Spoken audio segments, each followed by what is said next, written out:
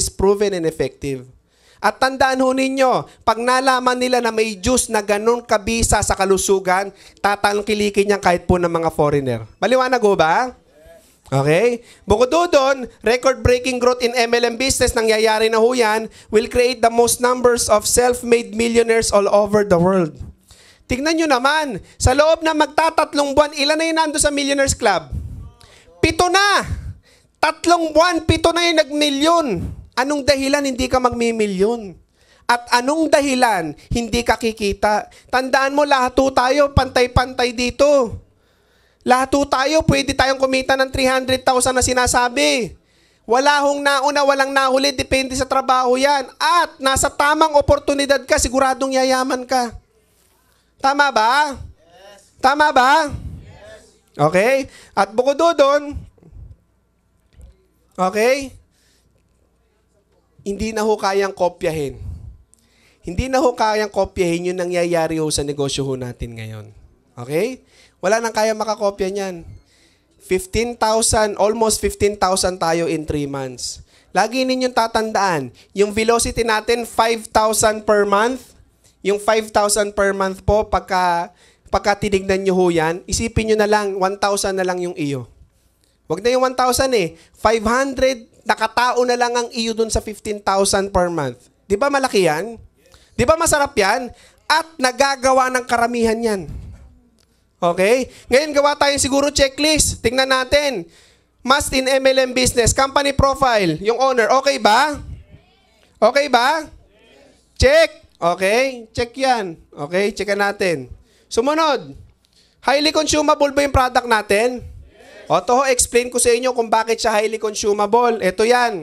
Ang produkto ho natin iniinom. At tandaan ho ninyo, sa isang sachet, ilang baso? Ilan? 2 baso. Sa isang sachet, bakit ginawang 2 baso?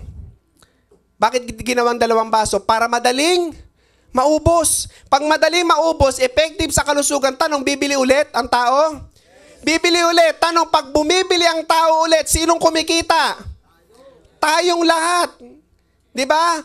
Kaya highly consumable yung product natin. Iniinom eh. May product recall dumadaan sa 5 senses natin, dumadaan doon sa tinatawag natin na taste. Sa panlasa natin, may product recall. Unlike mga capsule, pag ang capsule ang binili mo, walang product recall yan. Minsan ka nakakalimutan uminom ng vitamins eh. 'Di ba? Minsan nakakalimutan mo inumin yung mga vitamins na binili mo. Bakit? Wala kasing lasa eh. Ito masarap, may lasa. At yung lasa, napakasarap.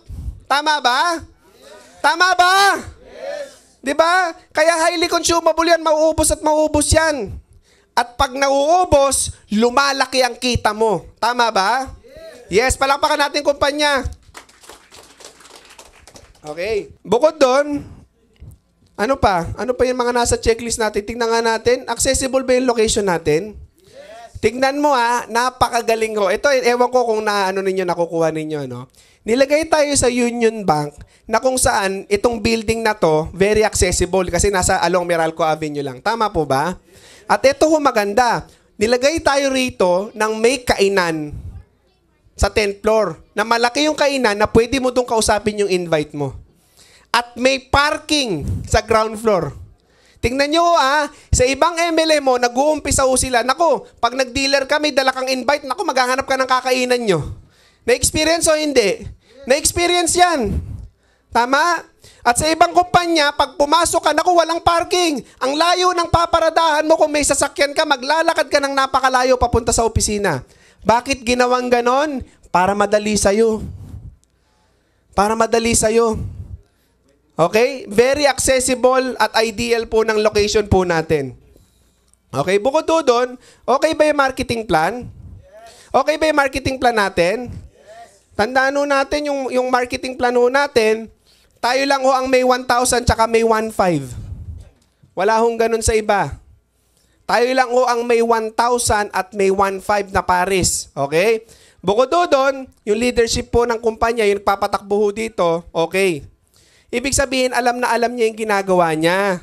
Ibig sabihin, yung gagawin natin, kung bakit nagkaganito, na-check lahat, kung bakit nagkaganyan, na-check lahat, yun ay dahil alam niya at napagdaanan niya yung nangyayari ho dito.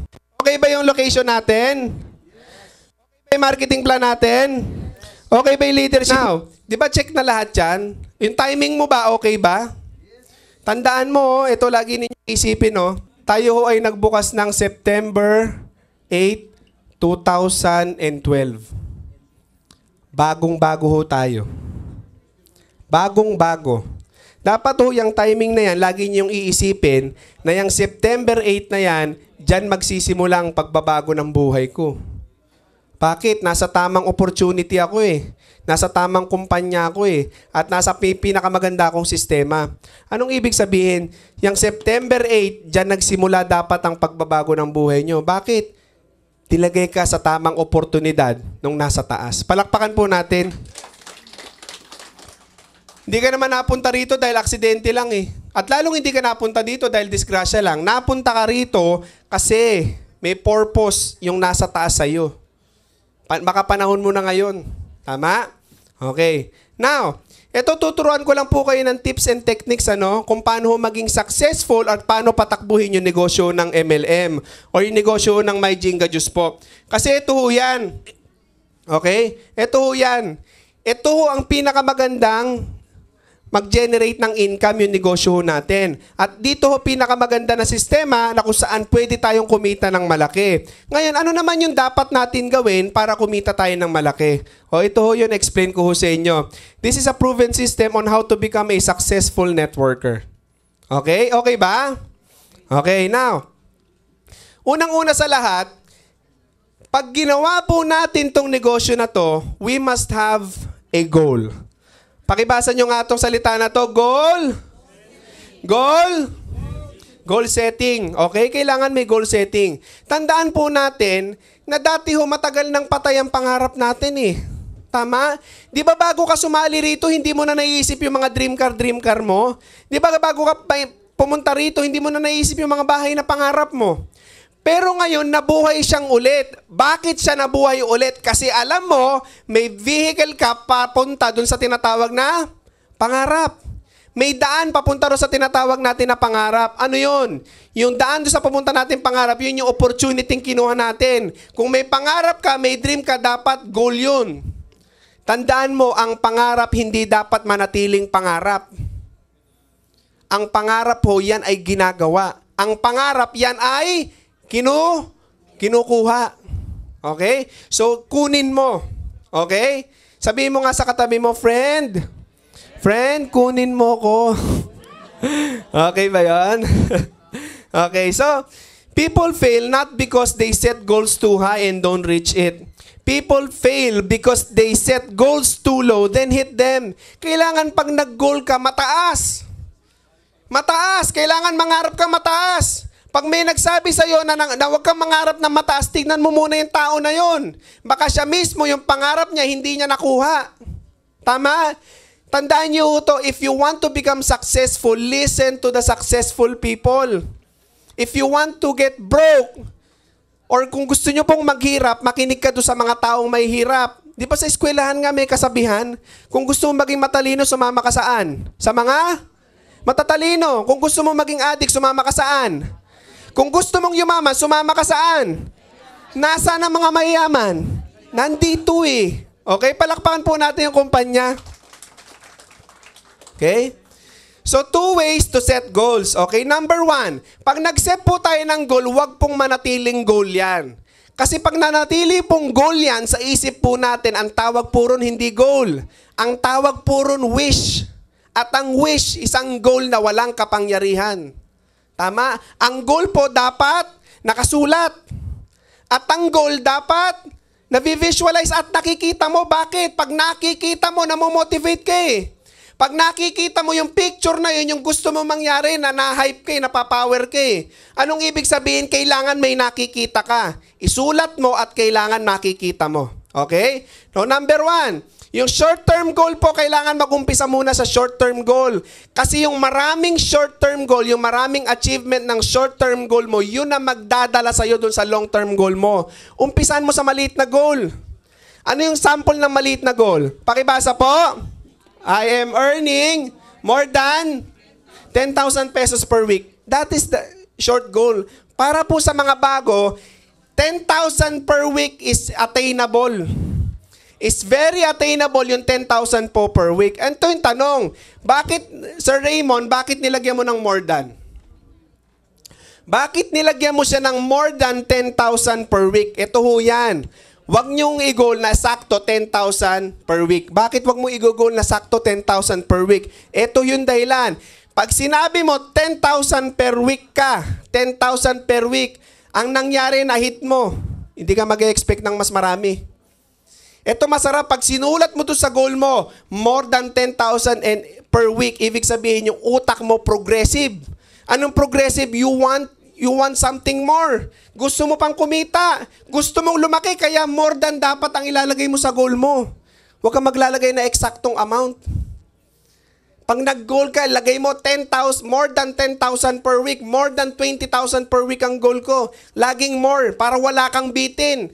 Kasi mangyari, pag 10,000 per week lang ang sinulat mo at inabot mo yung 9,000, parelax-relax ka na yan. Kasi isipin mo, malapit ka na eh. Tama? Pag inisip mo malapit ka na, yung utak mo ngayon mag-a-adjust yan, magpupunta ulit sa minimum yan.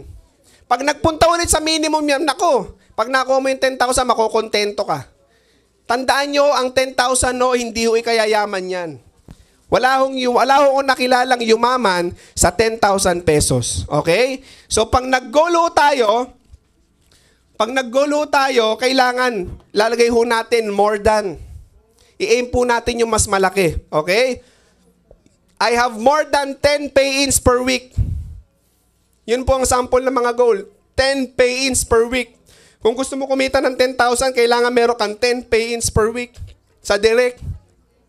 Tignan mo pag nakapag-direct ka ng 10 halimbawa, yung 10 na na-direct mo, turuan mo mag-10, madodoble, triple kagad numero nyo. Kaya kailangan may goal. Mahirap po kasi na sinasabi lang natin, gusto nating yumaman, dinedeclare lang natin, gusto nating yumaman, gusto natin maging successful, gusto nating kumita ng malaki, tapos wala kang goal. Hindi ho ganon. Ang isip po natin, nagwo-work yan with images. At pag walang picture na nabubuo, walang figure na nabubuo sa isip po natin, hindi ho natin may isip yun. At hindi ho magkakatotoo yun. Okay? Our mind works with images. Pag sinabing 10,000, may picture ka ng 10,000 sa isip mo niyan. Pag sinabing 10 pay-ins, may picture ka ng 10 pay-ins sa utak mo niyan, sa isip mo. Okay? I am successful in every aspect of my life. Kailangan isulat mo yan. Now, this is the question. Sir Raymond, tuwing kailan ko isusulat yan? Araw-araw ba? Maraming beses ba sa loob ng isang araw? Kung kaya mo maraming beses sa isang araw, pwede. Pero ito ang technique. Kung gusto mong magkatotoo yung goal mo, first thing in the morning, paggising mo, yan ang isulat mo. Ulitin ko first thing in the morning, paggising mo, yan ang isulat mo. Bakit? Paggising mo kasi, nandun ka pa sa tinatawag natin na alpha state. Pag nandun ka doon sa alpha state, yun po yung pinakamalakas na gising ang isip po natin. Bukas na bukas ang subconscious mind po natin yan, paggising po natin. Pag bukas na bukas ang subconscious mind po natin yan, mas madali natin mapipicture out ito. Pag mas stronger ang image sa isip po natin, mas madali natin makukuha yung mga bagay na yan. Okay? So, kailangan may picture. Halimbawa, short term, 10,000 ka per week. O kailangan may goal ka, cellphone na maganda. Pwede na. Pwede na, iPhone 5 yan, no? Kahit paano may goal ka. O kung hindi cellphone, tanggalin natin yung cellphone. Halimbawa, ang goal mo, makabili ka ng motor. O kahit paano may goal ka, short-term goal, pang-umpisa ba? Huwag mo umpisahan sa malaki kasi mahirapan ka. Umpisa mo muna sa maliit at every achievement do sa maliliit, lalaki yan, mag-accumulate yan eh. Tama po ba? O ano pa? Halimbawa, 10 pay-ins. O di 10 pay-ins, i-attract mo yung 10 pay-ins. Maglatag ka ng 10 na pay-ins dyan sa lamesa. Tama? At picturean mo, tignan mo, meron kang 10 pay-ins. Diba? So, kailangan ang goal po natin muna, yung smart muna. Simple lang muna. Huwag mo umpisahan to sa malaki. Umpisahan muna sa maliit, simple lang muna. Simple, measurable, attainable, realistic, time-bound. Kailangan may specific time. In 1 week, kailangan kumikita ako ng 10,000. In 2 weeks, kailangan 20,000 na ako. In 3 weeks, kailangan 30,000. Kailangan progressive. Pag hindi mo na-achieve, lagi mong tatanungin sarili mo, bakit ko hindi nakuha? Doon malalaman mo yung sagot. Kailangan magkaroon ka ng daan. Bumutas ka ng daan, papunta doon sa pangarap mo. Tandaan mo, pag wala kang nabutas na daan, papunta doon sa pangarap mo, hindi mo makikita yan. Kailangan kailangan makita mo. Ang paraan ng pagbutas, mag-umpisa ka sa maliliit. Sa ganon, unti-unti nagiging malinaw sa isip mo na kaya kong kunin yung malalaki. Kung yung maliit nga hindi mo makuha, lalo yung malaki. Tama po ba? O ito naman, susunod, short-term goal mo, ito naman gawin mo, ito naman yung tinatawag natin na long-term goal or yung dreams. May picture ka rin yan. May sinusulat ka rin yan. But this is something no pressure. Kasi ito yung mahirap po sa iba. Pag nag-dream mo sila, nag-goal mo sila, nangarap po sila, gusto nila kagad yung mataas eh. Hindi ko ganon. Umpisa mo sa maliliit, yung every achievement na maliliit, makukuha mo yan. Ito, wag mo lagyan ng specific date or time. Ilagay mo lang siya as visual representation ng pangarap mo. Each and every morning, titignan mo rin siya. At bago ka matulog, titignan mo siya. Kasi bakit? Yung mga picture na nakikita mo, lumalakas ang images niyan sa mind's eye po natin eh. Or sa pag-iisip po natin. Pag lumalakas yung picture niyan, yung images na yan, tandaan mo, nagiging totoo sa atin yan. At pag nagiging totoo yan, nakakapag-generate tayo ng power. I call it invisible force. Pag nakakapag-generate tayo niyan, tinatawag po yun na law of attraction, ma-attract mo yung mga bagay na yun. Sample, I earn more than 200,000 per week. That is 800,000 a month. Diba? So let's say for example, I have more than 100,000 active dealers. I have a brand new Lamborghini Aventador. Okay? So kailangan may picture ka niyan, kailangan pinapangarap mo yan. Kasi bakit? Posible naman yan eh. Bakit magiging posible yan? Tandaan mo, yung mga bagay na yan, yung mga halaga na yan, tao makaka-appreciate niyan. At kung ikaw naniniwala kang tao, dapat na-appreciate mo yung value na yan. Tama ba? Tama ba? Subukan mong kausapin yung aso mo mamaya pag-uwi. Ano yung goal mo? Di ba mukha kang tanga? Di ba? Ano yung goal mo? Ano yung ano? Di ba hindi? 200,000. Pag sinabing 200,000, ikaw makaka-appreciate niyan. Pag sinabing 100,000 active dealers, ikaw makaka-appreciate niyan. At kotse na maganda, ikaw ang makaka-appreciate niyan. Tama ba? Tama ba?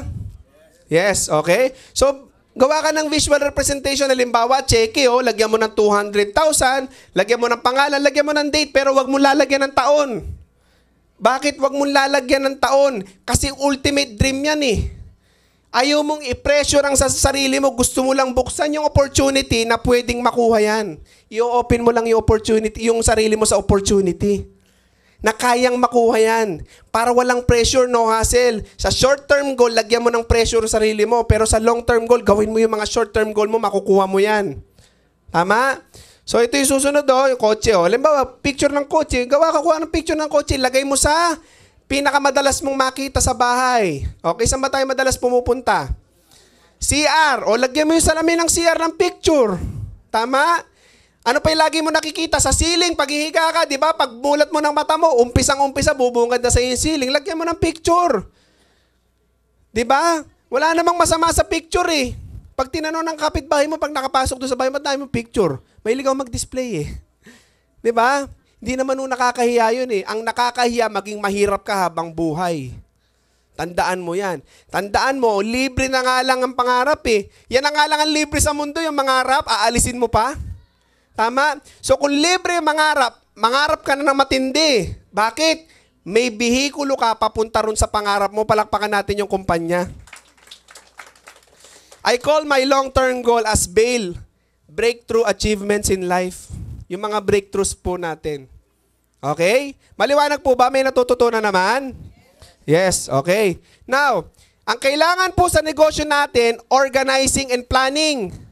Kailangan kung may goal ka, pinaplano mo kung paano makuha yung mga goal na yon. Hindi yung goal ka lang ng goal, tapos nakaupo ka lang sa bahay. Goal ka lang ng goal, nandun ka lang sa bahay mo, nagtutulog ka ron. Hindi yung ganon. Pag nag-goal ka, kailangan kunin mo. Paano mo kukunin? Kailangan planuhin mo kung paano mo kukunin yan. Okay? Paano ba kukunin ang mga goal? Unang-una, gumawa ka ng prospect list mo. Simple lang naman eh, prospect list. Ano yan? Yung prospect list mo galing yan sa phone book mo.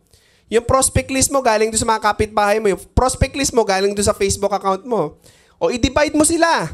I-divide mo, di ba may A? Sino yung mga A? Yan yung mga authority, high profile, may pera, may impluensya.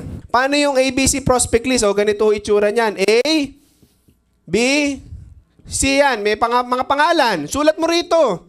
Bakit mo isusulat? Di ba pwede naman sa phone book? Hindi. Kaya mo isusulat para magkaroon sila ng division. Para alam mo kung saan sila ilalagay. Para alam mo kung paano sila kakausapin. Si B, lagyan mo rin. Si C, lagyan mo rin ng mga pangalan, okay? Si A, yan yung mga taong may authority, oh. High profile, may pera, may impluensya. Nakukuha po ba? Si B, yan yung mga kaibigan mo. Mga common friends mo. Yan, mga taong kilala mo. At yung letter C, sila yung mga tambay, kabatean o random people. Kaaway mo, kasama rin sa prospect list, ha? Sa letter C sila. Okay? So lahat, isusulat nyo po. Pag nakasulat ho, mas madali ho natin makikita ron kung paano yung magiging activities po natin. Kung paano yung magiging activities natin. Ngayon, yung ABC prospect list po natin, paano po ba natin kakausapin yan? Sino ba dapat mauna? Si A, si B, o si C? Sino? Si A. Kung si A, high profile yan, may pera yan, paano natin sila kakausapin? Yun ang susunod na tanong. Tama? Kung si B, mga kaibigan natin, common friends natin, paano natin sila kakausapin? Kung si C, mga tambay, kalad ka rin, paano natin sila kakausapin? Okay, ito yan. Okay? Paano ka mag-iimbita? Umpisaan natin kay A, yung higher level. Yan po yung si A eh. Tama? Ang pinakamagandang paraan po para maimbita mo sila dito sa office, yung tinatawag natin na ano, pakibasa, second opinion. Ano yung second opinion? Ganito ho yan. Di ba mataas siya? Di ba doktor siya, abogado siya, teacher siya? O ito ho ang paraan ng pag-i-invite dyan para makumbinsin nyo. Friend ba tawag mo sa kanya? O kung friend pero kung doktor yan, Doc, Sir. Yan, mga higher rank yan, tama? Doc, Sir. Ganito ho pag-i-invite niyan. Doc, meron po sana akong gustong ikonsulta sa inyo. Gusto ko kasing makuha yung opinion ninyo. Okay lang po ba? Sasabihin ni Doc, oo, ano yun? Samahan niyo ho ako dun sa ginagawa ko pong negosyo. Ano ba yan? Hindi ko ho kasi alam eh. Gusto ko nga hong kunin yung opinion ninyo at samahan niyo ho akong tingnan. Nakuha mo? Ibig sabihin yung authority ng tao nandun pa rin.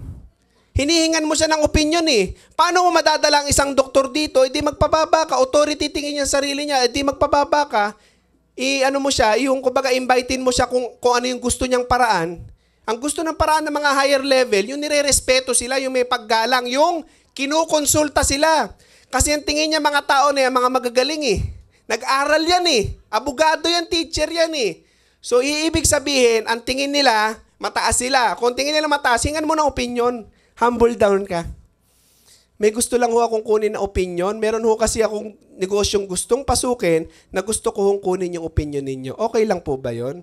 Pag tinanong anong negosyo na yan, samahan niyo po, hindi ko po kasi kayang ipaliwanag. O di ba ayos? Nahiningan mo siya ng opinion, nadala mo rito sa opisina. O tanong, pag napresentan, hingin mo naman din talaga yung opinion eh. Ano po opinion ninyo? Di ba napakaganda, sir? Nakukuha ninyo? So, yun po yung ways para madala ho natin yung mga tao, okay? Pag same level po, gamit ka ng third party. Ano yung third party na tinatawag? Yan po yung tinatawag natin na mirror. Kasi yung mga bila yan, mga kaibigan mo, kapamilya mo, hindi maniniwala sa iyan.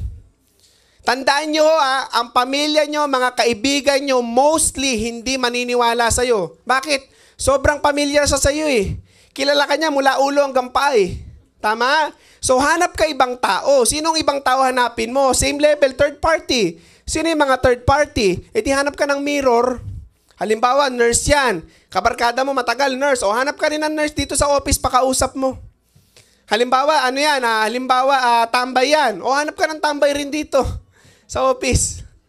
Okay, halimbawa, yung kaibigan mo na yan, call center agent, hanap ka rin ng call center agent para magkaintindihan sila. Para magkaroon ng third party. Kasi ang mga tao, mas naniniwala sila dun sa mga hindi nila kakilala.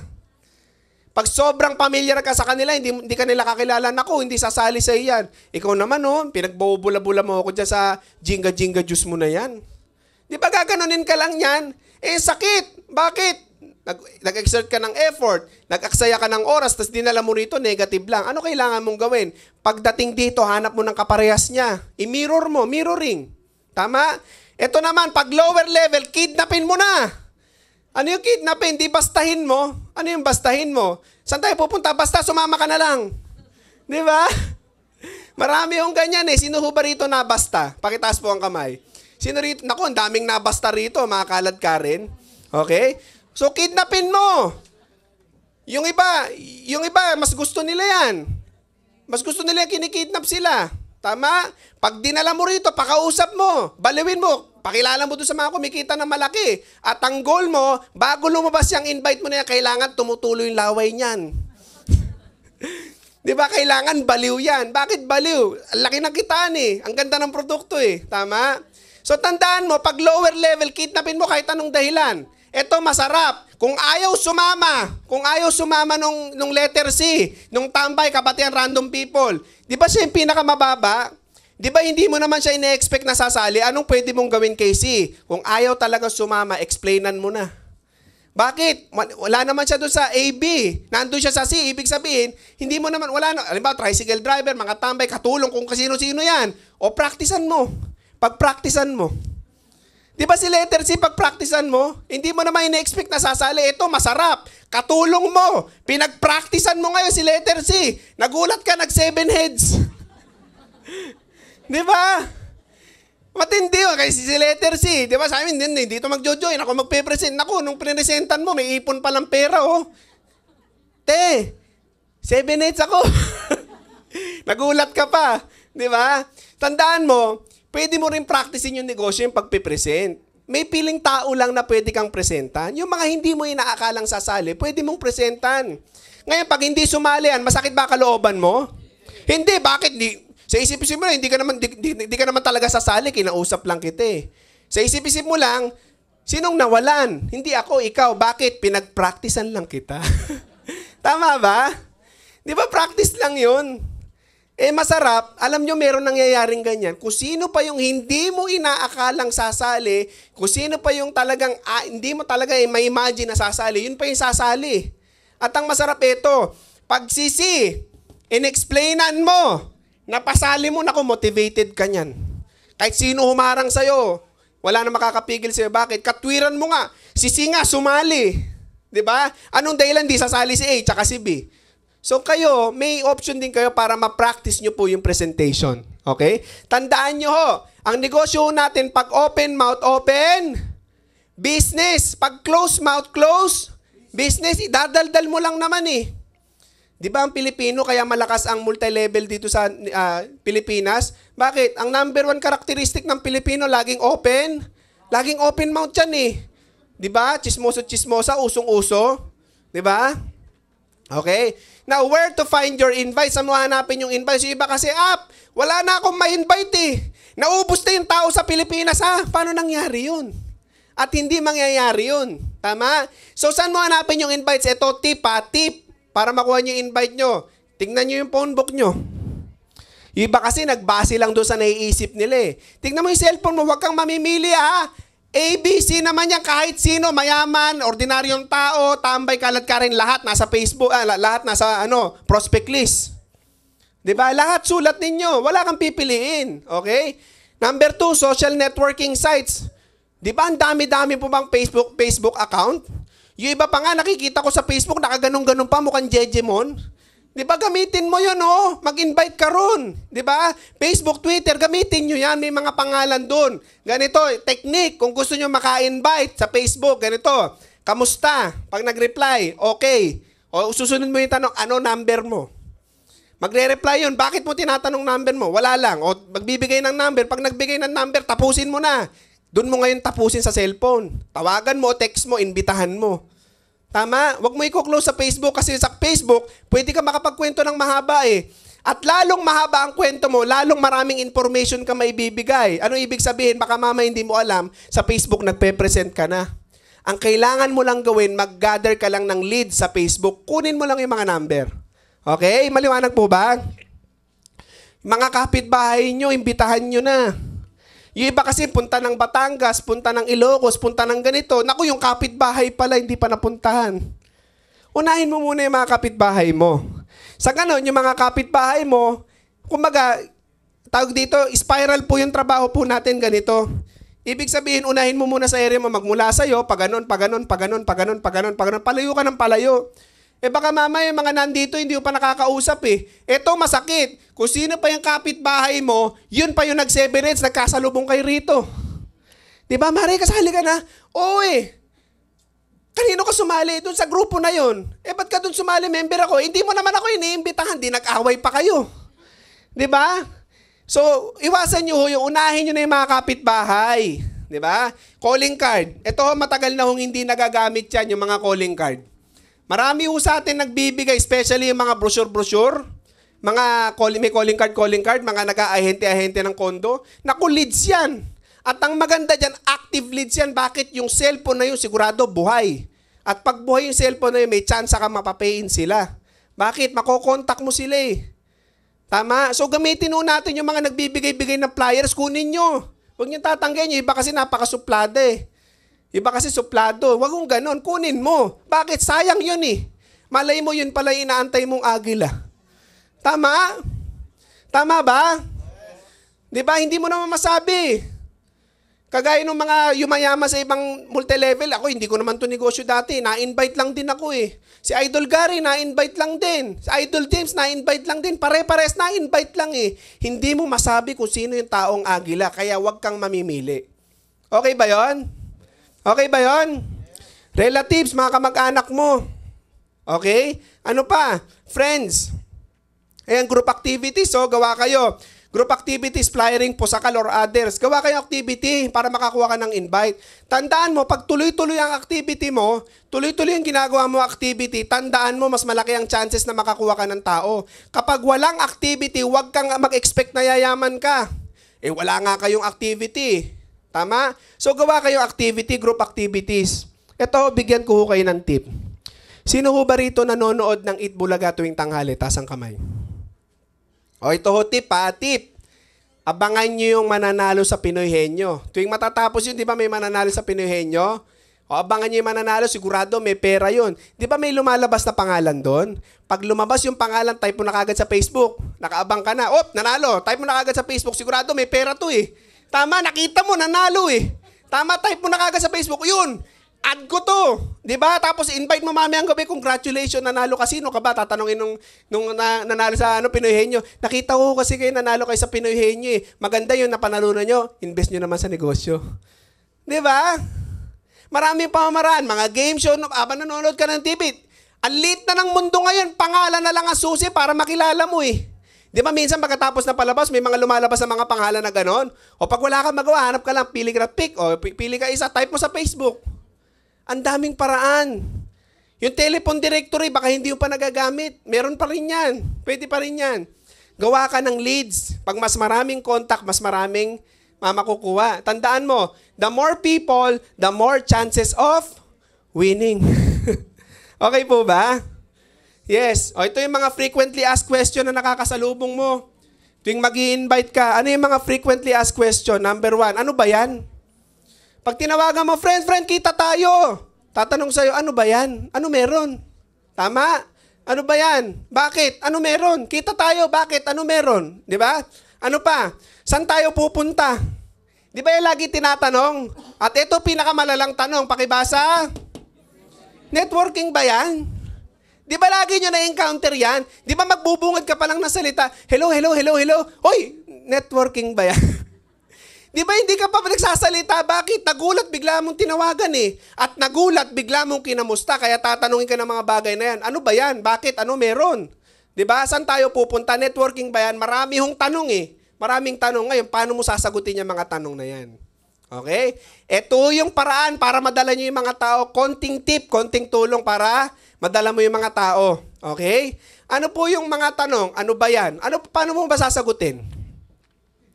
Paano mo ba sasagutin? Pag tinanong, hello friend, meron sana akong negosyong gusto kong i-present sa'yo.